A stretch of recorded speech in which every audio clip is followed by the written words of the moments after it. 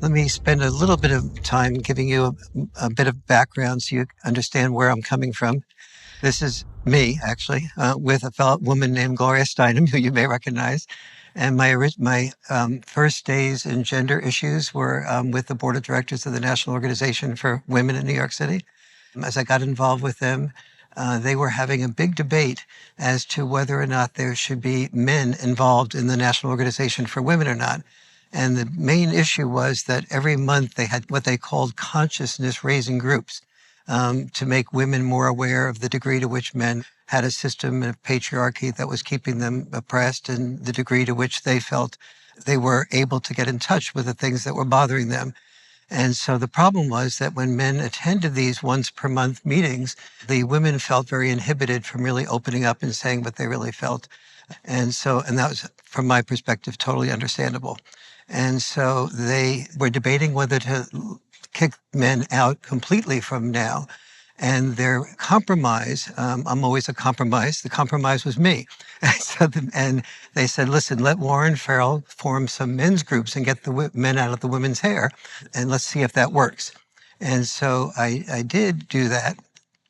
And it worked from their perspective. And I went through two phases in that era. Phase one was getting the men together. And then after they spoke for a minute or two, I give them a feminist lecture as to why they were wrong and why a feminist perspective was more accurate and how their consciousness was not raised. And one day I decided to actually listen as opposed to telling them a different ideology. And as I started listening, they didn't trust me at first, but eventually they opened up and began telling stories that I sort of resonated with in my own life, and my father's information to me about why I shouldn't be a writer, for example, because a writers rarely find publishers. And if you can't find a publisher, you'll never find a wife. Therefore, just do something that makes money. You're good at math, so do math. But then I began to be in touch with my own feelings and sort of more open to what they were really saying and what they were really feeling. And here I was telling them to feel, but I was lecturing to them, which did not draw out their feelings. And so once I started to do that listening, I began to sort of integrate some of those to my lectures. I was now lecturing all around the world on women's issues and the importance of women's issues, both to women and also to men. But now I started integrating some of the boys' and men's perspectives, or the perspectives of the men and the fathers, and sharing what their sons' perspectives were. And as I did that, instead of expanding my audience, it shrank my audience.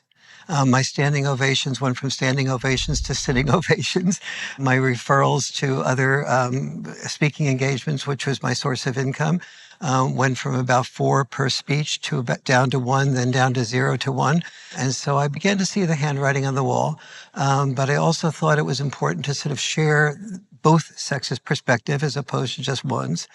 And then sort of the straw that broke the camel's back was I was at a board meeting of the National Organization for Women in New York City, and I started to see the beginning of the evidence. This was the early 70s, and there was already a lot of divorces occurring, that to a much greater degree than in the 60s and the 50s. And so I started to see that the first children of divorce were not doing very well, but particularly those children that did not have fathers involved after the divorce. And so I mentioned some of this information to the board members, and total silence. And finally, one of the women, one of the braver ones, spoke up and said, Warren, the National Organization for Women has a lot of issues to deal with. Our feminist members, they want to be able to say, after divorce, let us decide what's right for the children. If we want the father involved, we should have the father involved. If we don't want the father involved, we shouldn't have to have the father involved. If we force them into sort of this equal shared parenting stuff that you're talking about, this is going to alienate some members, and that will lose them not only for the custody issues, but also for other issues that we want to support. Well, I understood that, but I didn't feel very good about that. And then they also pointed out to me that, Warren, your source of income comes from almost all feminist referrals. Let that sink in. And I had already told them that this was just the beginning of the research. And so the compromise, quote unquote, was for me to go out and do more research before I spoke up. And in fact, I did. But the more research I did, the more I began to see that this was not just the beginning of data. I was identifying to them about 5 or 6 ways that boys in particular, but also girls, suffered when they didn't have dad involvement. I was now beginning to accumulate some of the data that eventually led me to identifying more than 50 different ways, from suicide to depression to many of the things that I'll talk about. And actually, before I do talk about some of those things in terms of what's statistically true, let me just ask you for a moment. Would you close your eyes for a moment with me and just think about people in your neighborhood or your school or in your family that have had problems with both boys and girls? And think about whether there's been more boys affected negatively by a tendency to sort of emotionally withdraw, become addicted to video games, get poorer grades in school, be belligerent, have problems with their own motivation. Raise your hand if some of the boys that you know or know of are more likely to have these problems than girls. Just open your eyes and raise your hand. So I'm seeing every hand raised, so 100% of us have seen that. And this, I'm not just talking about an isolated incident here and there, but about a pattern that is dominant in the culture. And unfortunately, many of us have seen this, but not necessarily seen the complete evidence that surrounds this. What I'll be sharing with you today is, and tomorrow and the next day, is 3 things. 1 is the overall evidence for the boy crisis. 2, 5 of the most important causes, and then about a dozen solutions. And those solutions will be at both the personal level, like family dinner nights, and also at the political level, like at the national level, the school level, and the local level. The boy crisis exists both in the United States and globally in the 70 largest developed nations. So I'm going to start with the evidence of the U.S. crisis and then move to the global crisis. Here's a bit of the evidence of the U.S. crisis. You can begin to see that when boys and girls are both 9 years old or under, they both commit suicide very rarely, and they commit suicide at about an equal level. But at the ages of 10 to 14, boys commit suicide at twice the rate of girls. Between the ages of 15 and 19, at 4 times the rate of girls. And between the ages of 20 and 24, between about 5.5 times the rate of girls. So you can see that something during the years in which boys learn to be boys does not inspire all boys, to say the least. I'm going to look at the mental health besides suicide for boys. More U.S. military are killed by suicide in 1 year than were killed in the wars of Iraq and Afghanistan in all years combined. And yet you very rarely hear about that. In the mental health area in the United States, there's a huge gap between what happens with teenage boys and teenage girls. Between 5 and 7 hours of video games per week are actually pretty healthy by most studies. Teenage boys use video games, though, about 13 plus hours a week, and that's gone up even more recently. Teenage girls use them about 5 hours a week. So there's a big difference between the video game usage between our sons and our daughters. And here's the implications of that. Playing video games motivates our brain to win at the game, but it doesn't motivate us to win at life. I'll explain the difference there. Video games have a lot of the stimulus when they're in excess that cocaine has.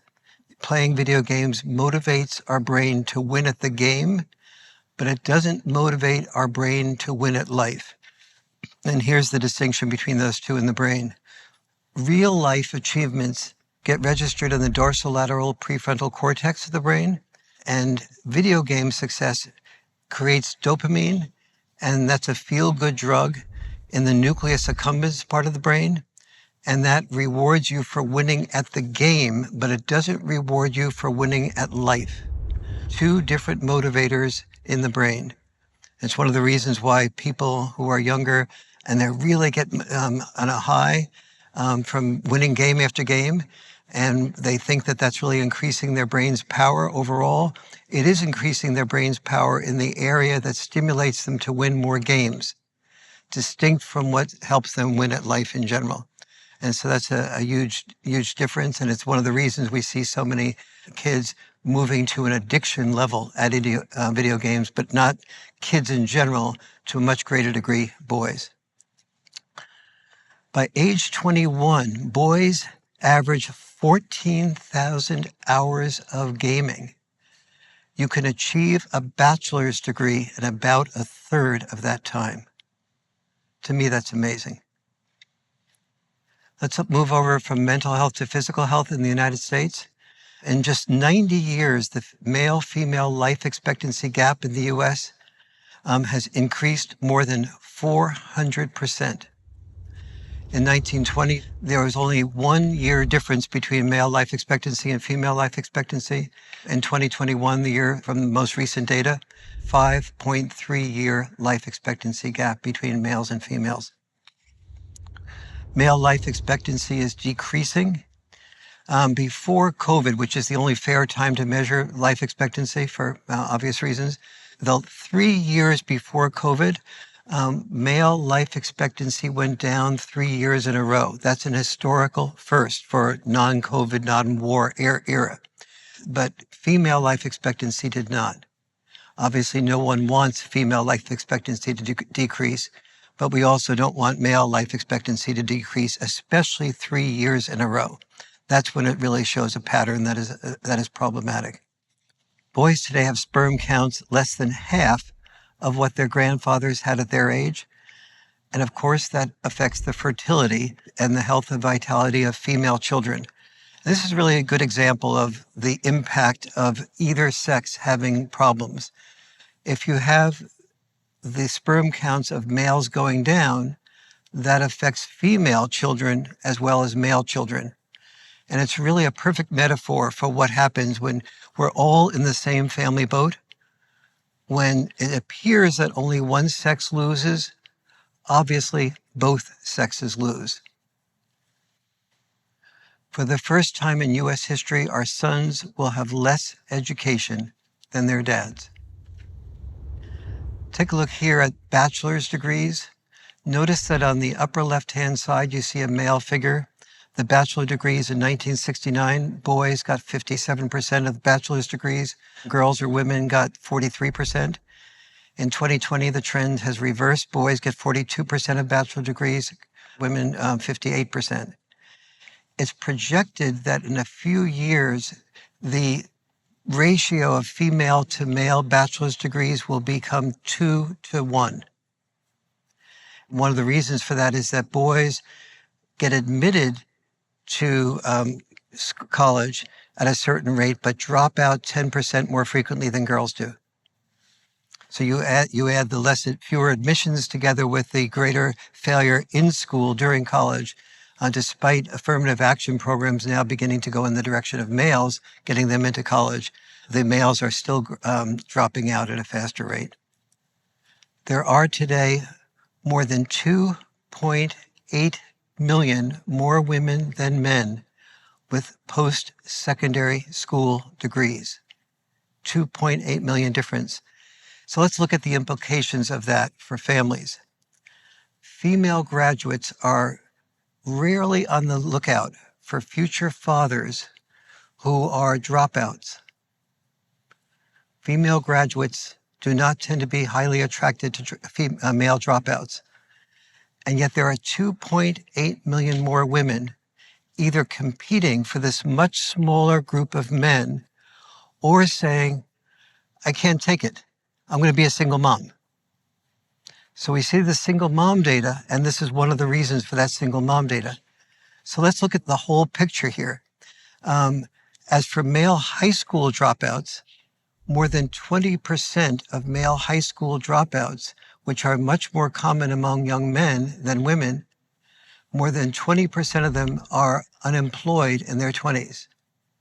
So imagine a woman who's a college graduate, wanting to have a future husband who's about her equal, looking around for a future husband. She has those considerations, and she also has another consideration. Boys today are 66% of the people likely to live back with their parents, usually in their parents' basements. So imagine this female walking around with a sign saying, looking for a future husband, please. And she searches unemployment lines. Well, maybe not. Then she searches parents' basements and she puts, any dropouts in here? It's not a likely scenario for a female to feel inspired. And again, it's an example of the lose-lose situation. Boys and men appear to be the losers, and yes, they are, but they're also girls and women who are looking for responsible, talented, intelligent, equally educated males to be the fathers of their children, and they can't find them either. And so it's another example when either sex loses, both sexes lose. So in brief, you have fewer bachelor's degrees and more bachelors. And here's the trend. We have a nation of single moms, and we have a nation of single men who are lonely and without purpose. We have a nation of children who are dad deprived. So that's 3 groups, but there's actually 4 lose-lose-lose situations. Men, women, children, and our nation. Let's look at IQs for a moment.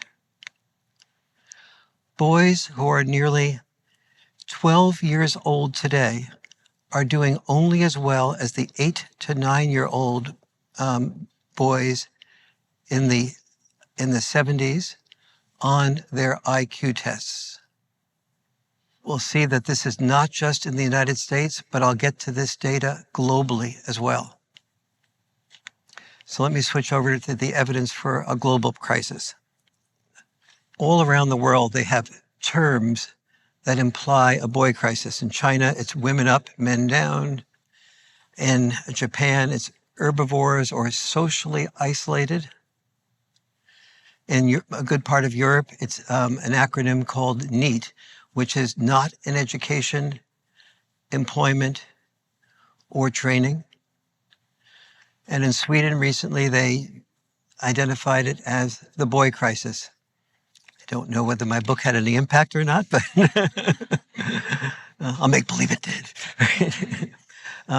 In India, the male suicide rate in India is growing more than 9 times that of the female suicide rate, 37% male versus 4% female since the year 2000. In the UK, in 2015, more men died by suicide than all British soldiers fighting in all wars since 1945. Part of the amazing part of this data is the data. Another part is that almost nobody has heard of this before.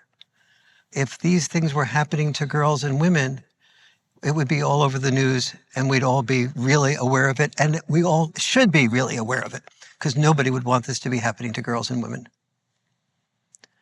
The research published in the medical journal Lancet, which you've probably all heard of, says suicide now takes more lives than war, murder, and natural disasters combined, stealing more than 36 million healthy years of healthy life around the world. The evidence on the global level, that's physical. If male and female mortality rates were equal, it would save more lives than curing cancer. The results of a 20-country study concluded this data about female and male mortality rates saving more lives than curing cancer if they were both equal. Boys today have sperm counts less than half of what their grandfathers had at their age. Notice that this is global, as well as what we all already saw being U.S. sperm counts. The UN finds that boys have fallen behind girls in every one of 70 of the largest developed nations, especially in reading and writing. And as you probably all know, reading and writing are the single biggest predictors of academic success or failure. They're not the biggest predictors of life success or failure.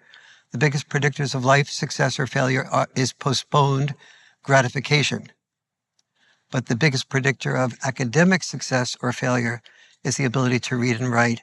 And that's also a big predictor of life success or failure. Note that the U.S. is last among 31 nations when comparing the decline in degree attainment of males between the ages of 25 and 34 versus the generation before, ages 55 to 64. Here's the big discovery about IQs. Usually IQs go up about 10 points per generation. In the almost 2 generations since 1980, that would predict IQs on average going up about 20 points. But instead, boys' IQs have dropped 15 points since the 1980s.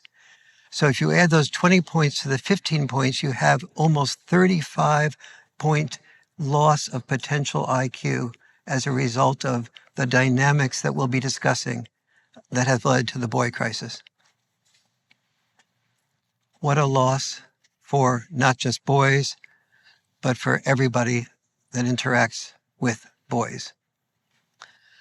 So I'd like to get now into some of the causes for this.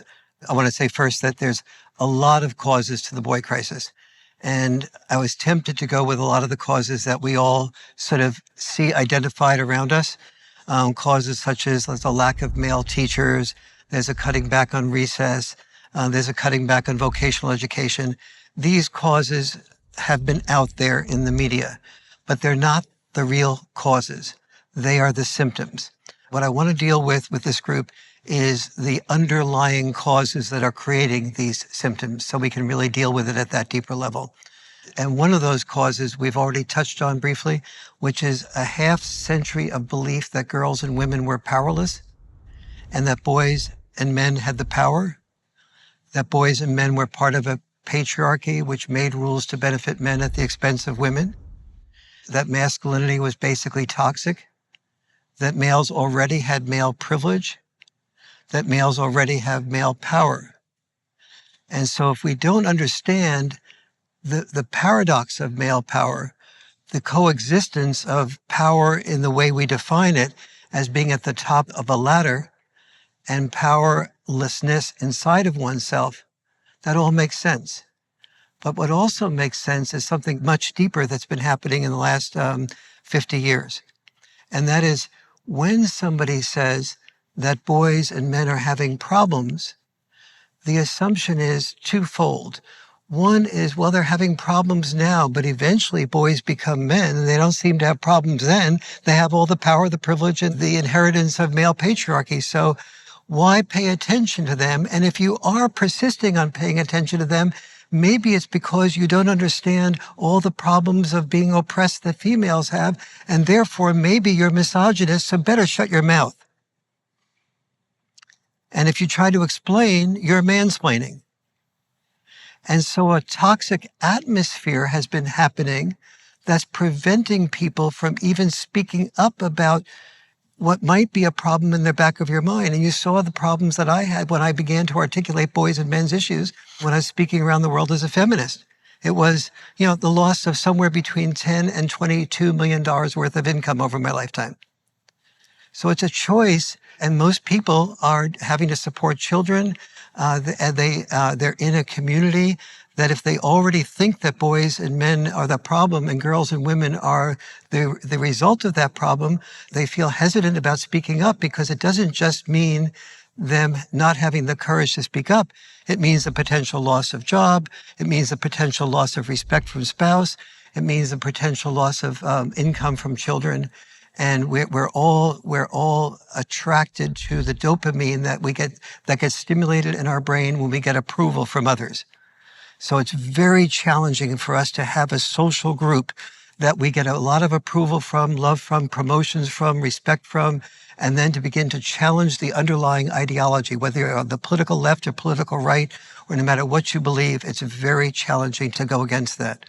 And that's, if we are really going to solve the problems of the future, we all have to listen to each other a lot better than we've been doing now, which is why I've been spending the last 30 years of my life doing a lot of couples communication courses, because I see that as the beginning of the way to teach people who differ to hear each other, to be able to be detectives who see a piece of the other person's puzzle and then ask, instead of arguing about that piece, say, tell me more about another piece in the puzzle, another piece in the puzzle, another piece in the puzzle, until we see their entire picture.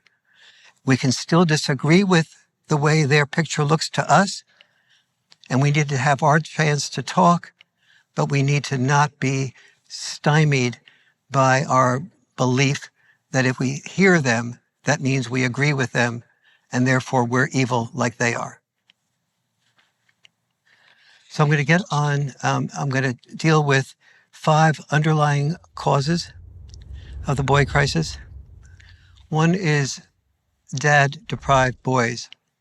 The second is the one that I've just been referring to, this half-century of belief that girls and women are powerless and males have male toxicity, male privilege, male power, and we're the oppressors that are born out of the patriarchy that made rules to benefit men at the expense of women. Third is the purpose void. Fourth is the fear of psychological attachment to someone that we may lose. And fifth is our repulsion for males who complain. How deeply that's built into all of our psyches. So I'll start out first with dad-deprived boys. When I submitted my proposal to my publisher for the Boy Crisis book, I identified about a dozen causes, potential causes of the boy crisis, and I proposed that I would study each of them about equally. But the more I studied them, the more I saw that, well, for example, lack of male teachers, that was a problem. But it was mostly a problem only when a boy came from a female-only home and then went to a school with female-only teachers and had no male role model either at home or at school to be a constructive male role model. So everybody wants to belong, and boys like that, they often felt that they became attracted to a gang that said, be part of us. We'll give you reputation. We'll give you family. Or that they were so unmotivated, they produced very little in terms of income. They weren't able to buy the car. They weren't able to do things to attract girls. And so they ended up being attracted by dealing drugs, by which they could make about 10 times what they made flipping hamburgers. That, for an unmotivated boy, seemed really tempting. Plus, dealing drugs, you're part of that drug dealing community. And so you feel like you have family. And so when boys who grew up with fathers and involved and loving fathers didn't make much difference statistically whether they had many male teachers or not, or even any male teachers, because they had the involvement of their dad at home and all the things that we'll be talking about in a little while that dads do. It was nice for them to have male teachers, but it wasn't crucial for them to have male teachers. So we'll be looking at that issue. So if I were to summarize what I discovered as the single most important of many of causes of the boy crisis, I would say that the boy crisis, more than anything else, the boy crisis resides where dads do not reside. And so what's to me is fascinating about this is why. Why has this happened? Do you remember when I mentioned in the last section about evidence, I talked about the UN's finding that boys have fallen behind girls in every one of the 70 largest developed nations? You probably hung on the word 70. Now I'd like you to switch your psyche to the word developed. In developed nations, something happens. There's enough people in the citizenry who have survival mastered that the government no longer has to prohibit divorces. And there doesn't need to be social pressure on women to be married before they have children.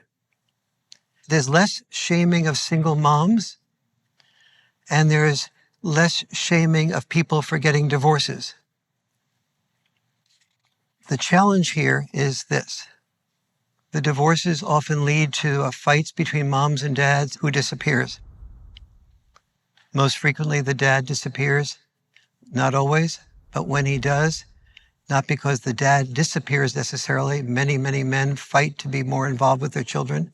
When, for whatever reason, without focus on blame, that the children do lose their dad, that tends to have a huge impact on the benefits or the lack of benefits among the children. The boys tend to get depressed and tend to move into many problems that we'll explore in a few minutes.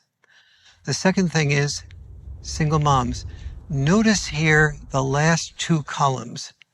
In 1960, the percentage of single moms was 5%.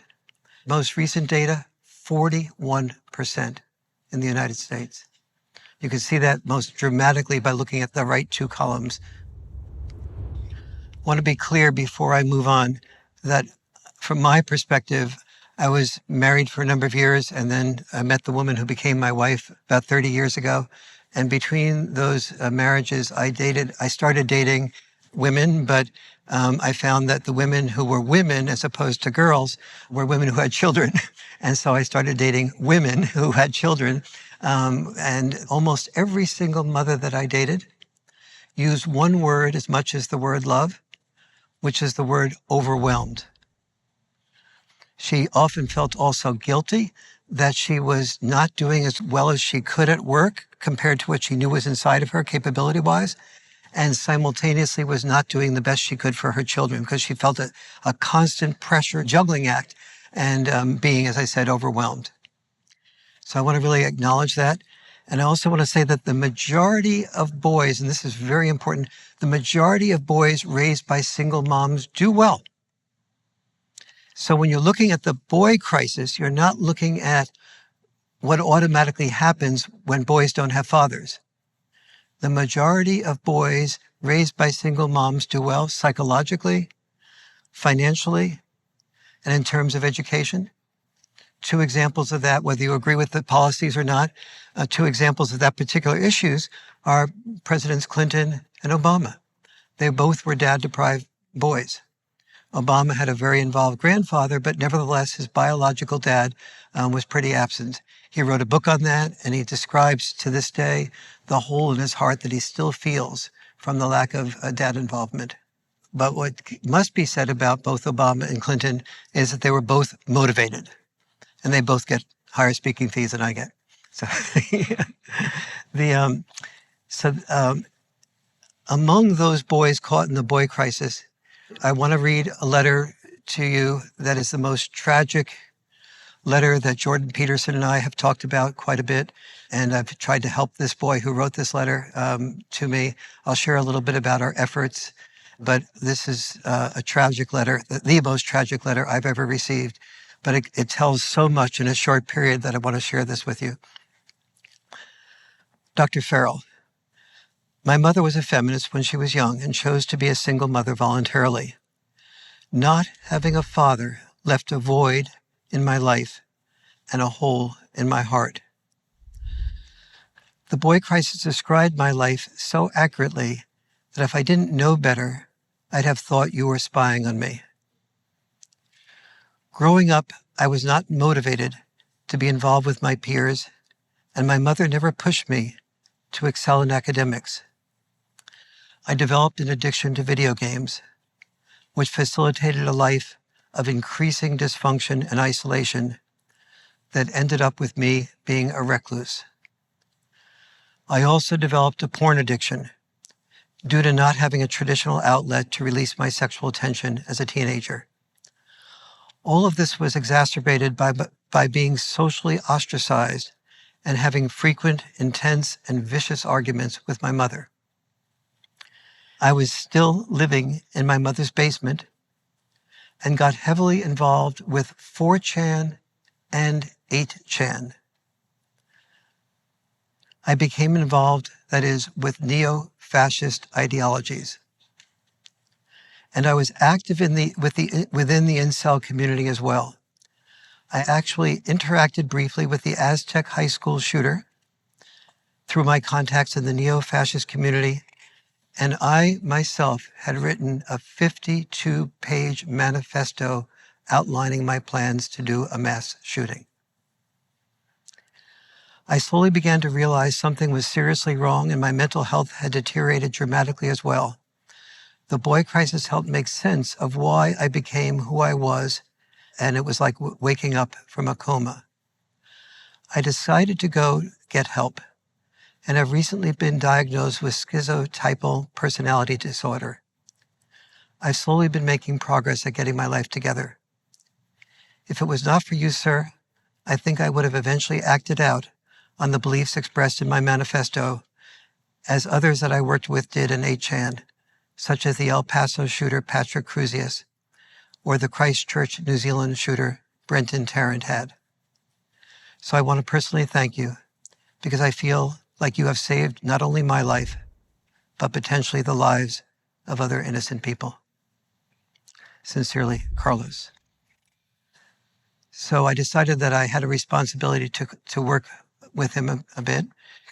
And so I called up the president-elect at the time of Division 51 of the American Psychological Association, who was Daniel Ellenberg, and he and I worked together and sent the letter off to Jordan Peterson, and Jordan had a lot of very helpful comments. And among the three of us, we tried to do something to work with this boy. I'd like to say that we created miracles. We did not. We made progress. Yes, I think we did. But he's not out of the hole yet. I think he has promised me over and over again that he would never act on the mass shooting, but he still has enormous psychological problems that he's dealing with to this day. But it's such a sad and tragic summary of so much of what happens in exaggerated form. Fortunately for most boys that are dad deprived, it does not get taken this far. That's one example of the impact of lack of dad involvement. But then looking at some of the reasons for it, let's look at some of the discrimination that dads experience. So when dads do want to be involved with children, what is the psychological atmosphere that exists that allows something like this to happen? This is a boy, obviously. When I grow up, I will beat my wife. It's really hard to believe. I'm going to read you the subscript first because it's a little hard to read. The subscript says, girls who grew up in households with domestic violence are more likely to end up with abusive partners, break the cycle of domestic violence.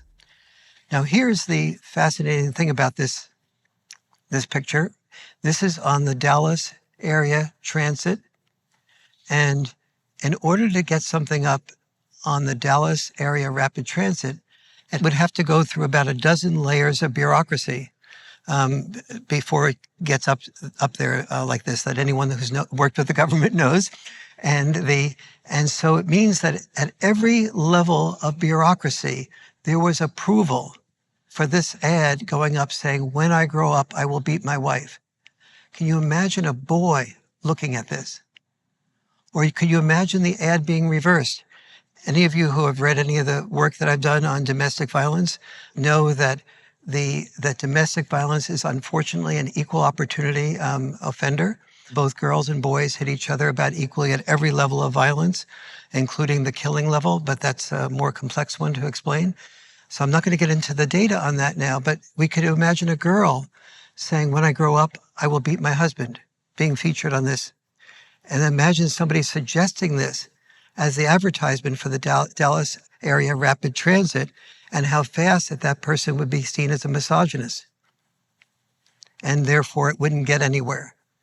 It's not the existence of this ad that is as important as the multiple levels of bureaucracy that reflect the attitude and the culture that would allow this ad to go through all of those unchecked and then have that appear as a government sponsored phenomenon. Another example, the same group. One day my husband will kill me. Now, with domestic violence being about equal and men and women killing each other differently, that leads to the overt statistics saying more men kill women than women kill men. But the difference in the way men and women kill leads to data that shows that men and women kill each other about equally as well. And so without getting into the complexity of that data, can you imagine there being a boy here saying, one day my wife will kill me? So this is part of the atmosphere that has led to discrimination against dads, that has led to the boy crisis. Let's look at something even more amazing, which is the Moynihan Report. In 1965, raise your hand if you've heard of Daniel Patrick Moynihan, Senator. Okay, there was a fellow named Daniel Patrick Moynihan who was both a U.S. Senator. He had a Ph.D. in sociology. He worked as Secretary of Labor under both Presidents Nixon and Lyndon Johnson. Because he was so respected at both sides of the aisle, he was asked to do something that just in popular culture became called the Moynihan Report. That came out in 1965. He was asked to study inner city violence and the causes of inner city violence. And there was, if it wasn't somebody who was so respected, people were going, wait a minute, we know that inner city violence is often caused by Black people. Is this going to be really racist? And is this really going to be, anti-Black and so on? And he got the freedom, though, to just study it. What he discovered was something very different than racism. He discovered that there was more violence inner city-wise caused by those 25% of males who were Black who were dad deprived, not the other 75% who were not dad deprived. At that point in time, 1965, only 3.2% of Caucasian males were dad deprived. That's 1965. Today, among Caucasian males, the percentage of dad deprived is 36%. That is about 40% higher than the statistic for Black males being dad deprived in 1965. So Caucasians have already exceeded the figure that led Moynihan to see this is the problem that causes inner city violence more than any other. And obviously, when you're studying percentages, because the percentages in a certain direction doesn't mean it applies in every case. Second, among Black males today, the figure is no longer 25% of Black males dad deprived, but 72%. So you can get a sense of, we've often been focusing on, in the back of our minds, maybe a racist idea, or we've been focusing on other solutions. We need to give more welfare money. We need to give more better schooling, better education. But almost all over, when you see the data, including some new books that have come out on boys' issues, they keep saying, we don't know the reason for this. And yet the reason for this has been apparent to us since 1965. We're just unwilling to hear the reason for this. And I'll get to why we're unwilling to hear the reason for this in a little while as well. What happens when males are dad deprived is that there's a loss oftentimes among boys, but also among girls. Everything that happens to boys, with a couple of exceptions, also happens to girls who are dad deprived. The difference is they happen to boys more frequently and more intensely. More than 50 different metrics that lead to a parent's nightmare about what a child is going through are true for both girls and for boys. It's just more intensely and more frequently the case with boys. I mentioned before postponed gratification. Boys who are dad deprived, as a rule, are much more likely to not have postponed gratification. They're much less likely to be empathetic. They're much less likely to have social skills. They're much less likely to be motivated. They're more likely to be depressed, commit suicide, and have problems with their identity. This is just a few of the 50 ways They're more likely to have ADHD, more likely to be obese, and many, many other of those ways. They're also much more likely to be addicted to alcohol, to drugs, to video games, and to porn. Since 1960, they're also far more likely to be imprisoned. And since 1980, California has built 23 prisons and 4 universities. Women have women's centers, and men also have men's centers. They're called prisons.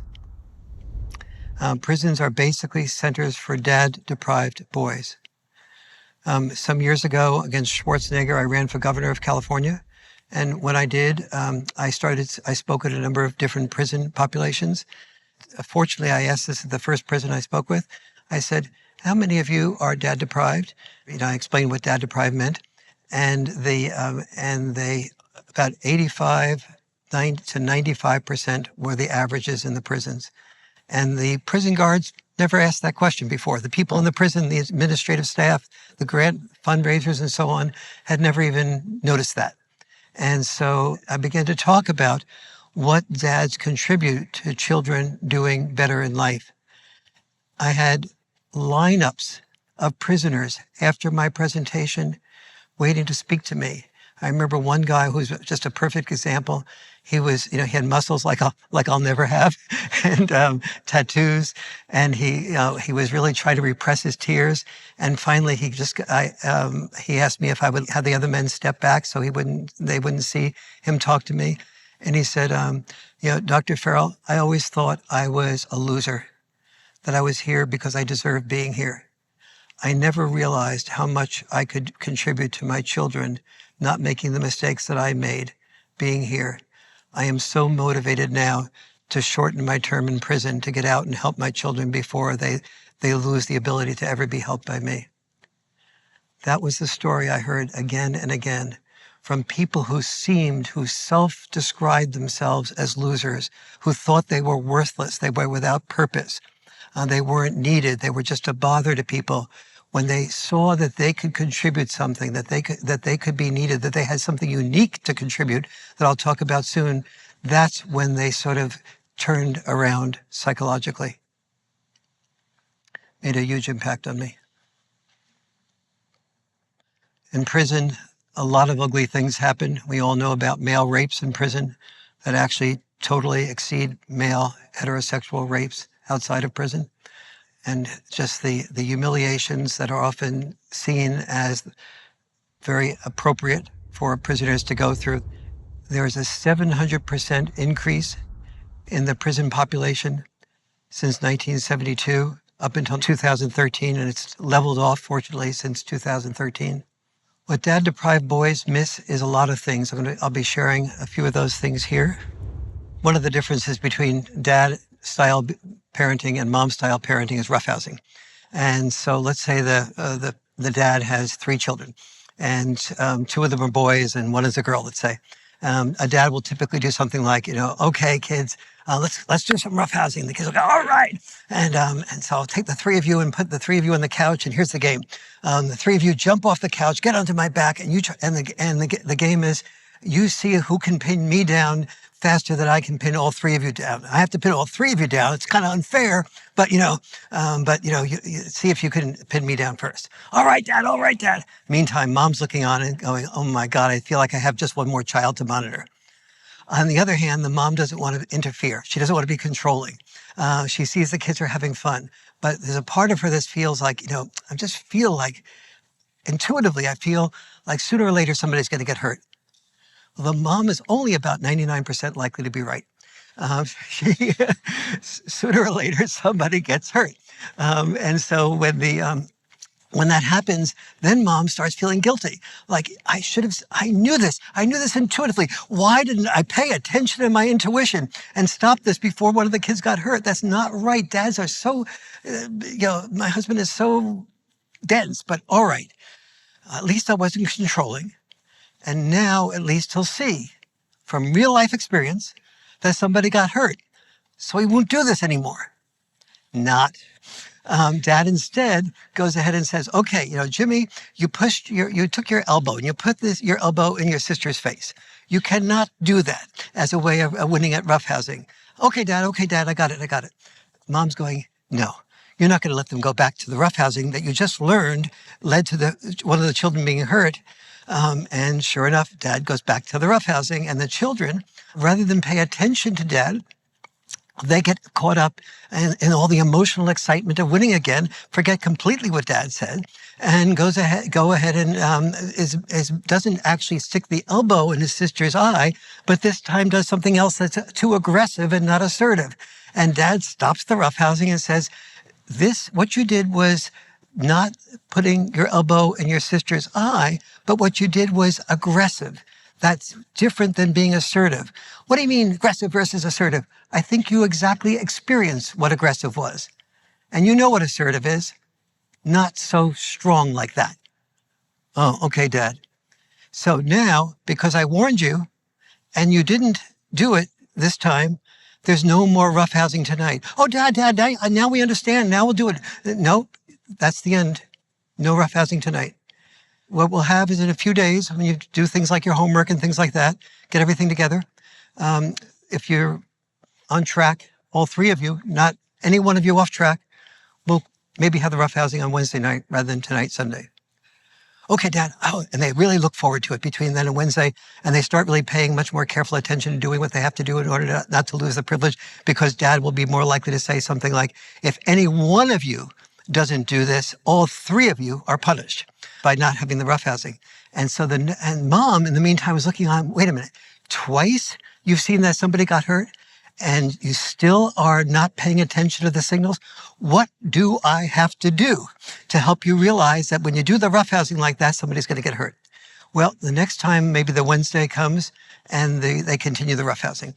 And this time, Dad says, you know the rules. Okay, Dad, we got it. But this time, as they're tempted to push the other one aside, be aggressive rather than assertive, stick their elbow in somebody's eye, they realize that if they do that, they are going to lose the roughhousing. And so they're now beginning to learn postponed gratification and empathy. Okay, let's take empathy first. They're now learning that their sisters and brothers have needs and that they are required to pay attention to those needs if they are going to get what they want, the roughhousing. And so the beginning of empathy develops, and studies show that dads that roughhouse, and mostly this way, not all dads do it as well, but the dads who roughhouse, their children are more likely to be empathetic. Again, not because Dad is saying be empathetic, but because the children are losing what they want if they don't think of somebody else's needs besides theirs. The children are also learning that I really do want, if you and I are brothers, I really do want to push you out of the way to win, but I have to learn postponed gratification. Not because Dad teaches me postponed gratification and says I have to learn it, those words are too big to learn anyway, but because I don't get what I want, roughhousing, unless I think of something other than what I want immediately. I want to get what I want in the long run. The roughhousing is more important than just pushing my brother and sister aside and then losing the roughhousing. And how do I know I'm going to lose the roughhousing? Because the last time I didn't do this, I lost the roughhousing. Moms are very likely to also say the same types of rules, but when the children break the rules, the moms are more likely to repeat the rules. That's boundary setting. Dads are more likely to be what some people consider cruel, and that is to enforce the boundaries after they've warned the child once or at the most twice. And the parents, obviously any mom can do the same thing, do boundary enforcement. The parents who do boundary enforcement are far more likely to have children that cry at first, but then learn that they don't get what they really want unless they do what is required of them. And they start doing what is required of them. So the dynamics lead to an increase in empathy, and it also leads to an increase in the father-children bond. From the bond, of Dad's a lot of fun. We can have a lot of fun with him. I want to do this again. I want to have more fun with him. Dads can then take that bond and begin to extract things that they want from the children that lead to the children being better children that otherwise would be seen as criticism as opposed to Dad helping us become a winner.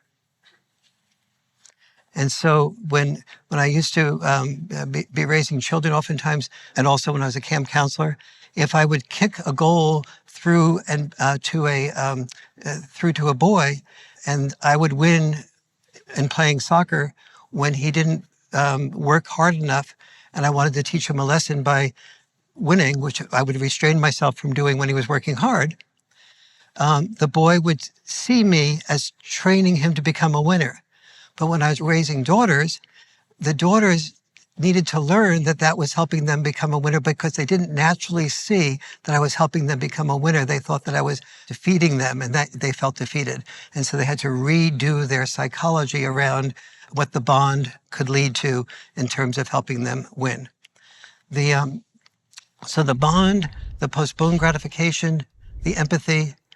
Also notice I was saying before, the father was asking the child to distinguish between being assertive versus aggressive. Well, children who learn that distinction are much more likely to have friends in school. When children have friends in school, that increases their dopamine from their peers approving of them. So the friends in school motivates them to get approval from my group, who are now more likely to be groups of winners because who have also learned postponed gratification. So they move into more highly motivated friends who then motivate them to produce more because producing more is rewarded as opposed to put down and mocked. And so all of these things happen from the bond, the empathy, the postponed gratification, the understanding of the differences between being assertive versus aggressive. These are part of what is the bond that dads create. And the important thing about this is that no one is explaining this to anyone. And I do not blame moms for not understanding this because moms can't hear what dads don't say. I also don't blame dads for not saying this because one of the reasons I wrote about these distinctions in the Boy Crisis book was because I couldn't find them anywhere. I couldn't find them in magazines and books. And so I started seeing these distinctions. And when I shared them, it rang true for many parents. And so I started putting them in writing. And then that allowed parents to be able to say, oh, wait a minute. Dad is not just roughhousing in a sort of careless type of way that's going to lead to the children being hurt. This actually creates all these outcomes on average that are beneficial to the children. I don't blame dads for not explaining this to moms because dads had nowhere to read this either. And without any context of this, most dads don't say, I want to roughhouse with the kids so they'll develop greater empathy. Like what? What could be more counterintuitive than empathy developing from roughhousing? And so this, by not being part of the cultural awareness, is leading to so many children being hurt, not having this bond, not having the postponed gratification, not having this distinction between being assertive and aggressive. That has been hurting both children and also the potential for dad involvement, because when a dad goes to court to fight for the children, no judge understands this either. And so this is the price of this cultural absence of empathy and knowledge about the importance of dads. Thank you.